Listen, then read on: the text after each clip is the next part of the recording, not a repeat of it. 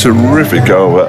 And in the Derbyshire innings, there were 2 3-run overs as well, but that equals overs bowled by Venkatesh Iyer and Ashdeep Singh. So that's an excellent effort from Matty McKinnon. I will now have a look at those scores because Alex Hughes is going on to bowl.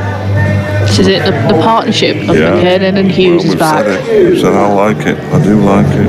I think it's a good partnership to have, and we've seen it work over a couple of games as well, haven't we? And just puts that bit of pressure on as well. You've got a new batter in.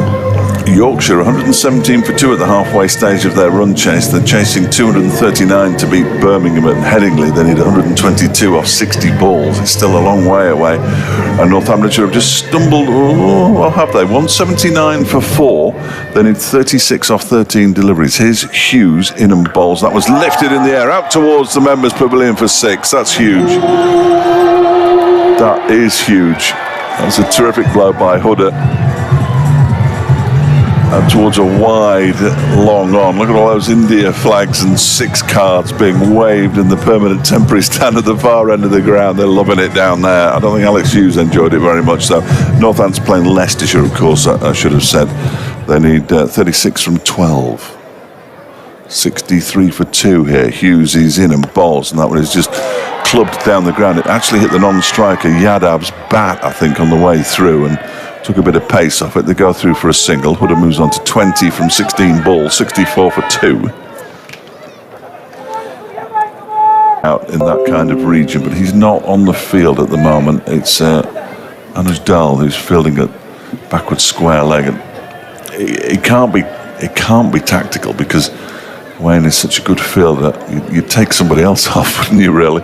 Next delivery from Hughes is pushed into the long on area. Leicester deploys very, very quickly off the boundary. That's a terrific bit of work from the South African. Recently signed a new 1-year contract with Derbyshire.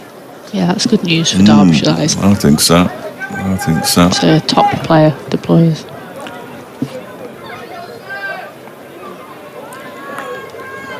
Here comes Hughes again.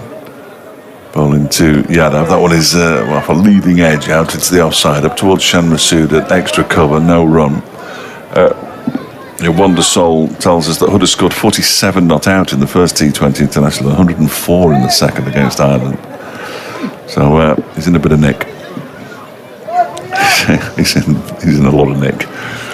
Hughes bowls to Yadav, and that one is lifted upishly into the leg side, up towards wide, long on. They come through for another single. That's the end of the Hughes over. 10 runs from it, 67 for 2 after 9. At the same stage, this is remarkable, Derbyshire was 64 for 4. It's only 3 runs behind. There is the 2 extra wickets. But it's the 2 extra wickets that will ultimately cost them. You would have thought. They are slightly behind the rate, aren't they? Only slightly. Yeah, not much. Then you look at Duckworth Lewis. They're ahead on Duckworth Lewis. So anyway, Matty McKinnon's going to bowl the 10th over of the innings.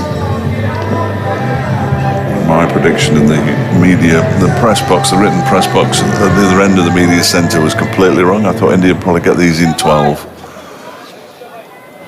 McKinnon in and bowls. This one is pushed out into the offside, fielded by Masood. It bounces off his knee, but he does okay because he doesn't allow them to get through for the single.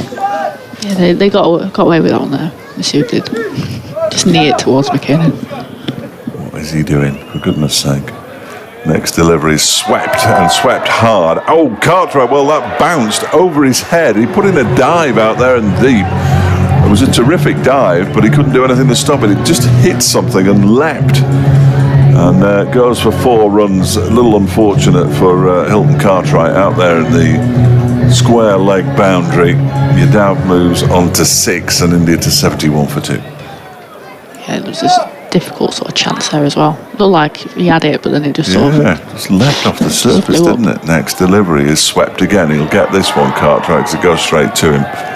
He's not the kind of fielder who looks like he lets a ball go through his legs. It gets down into the long barrier as well. 72 for 2. Yadav moves on to 7. I'm not a big fan of this one either, if I'm honest. They're getting a bit louder though, aren't they? Yeah, they are.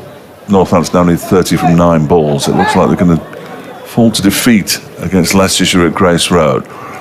Next delivery from McKinnon. He's cut and it beats the man on the edge of the 30-yard circle. Dahl is quick there out on the boundary, and they come back for a second. They probably don't realise how quick Anuj Dahl is, but they get back comfortably enough.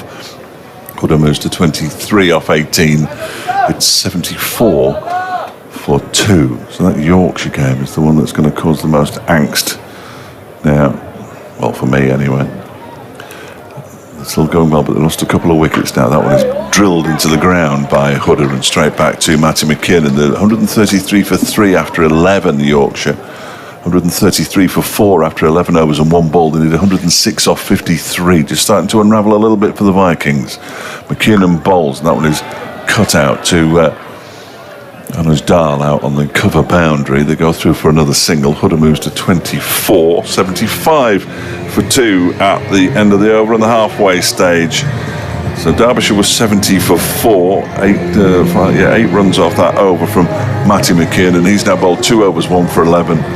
Aitchison 2 overs, 1 for 12. Mark Watt 3 overs for 21. Scrimshaw 2 overs for 20, and Alex Hughes 1 over for 10. And George Scrimshaw's back. I'm not answering that question. I'll get lynched. The question is Babar Azam or Virat Kohli? Oh, wow. Know your audience, Dave. Know your audience. I'm not answering that question. No comment. But at the moment, Babar Azam. It's George Scrimshaw in from the city and bowls. That's a quick delivery that Huda lifts out towards the members' pavilion. Dahl is quick, gets to the ball now, keeps it in, and they get 2.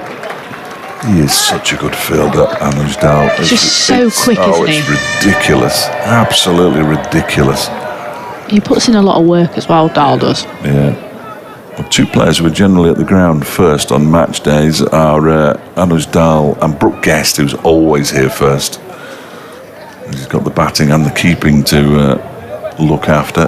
77 for 2, Scrimshaw in, bowling to Huda, who edges this one down to third man, and it's not stopped by either the wicketkeeper or Mark Watt, and it goes for a boundary. And he's a little unfortunate there, George Scrimshaw, because I think he got it finer than he was expecting there, the Deepak Huda, but because he got it so fine and it went past the keeper, it meant that Watt couldn't get round to stop it. 30 from 22 for Huda now, 81 for 2. Yeah, he's sort of going along nicely now, isn't he? Huda, 30 off 22. Sort of started off quite slowly, but it shows what you can do in T20 cricket. If you can get yourself in, you just go on and fire, can't you, when you need to? Absolutely. Absolutely. Huda on 30, 81 for 2. Scrimshaw bowls. It was a slower delivery from George Scrimshaw, I think. That's what it looked like to me. And it's turned into the leg side by Huda, who moves to 31, 82 for 2. Yeah, that one definitely came down a little bit slower than we're used to seeing from Scrimshaw. The next question from Vance is Lancashire or Yorkshire? Well, it's a no-brainer for me.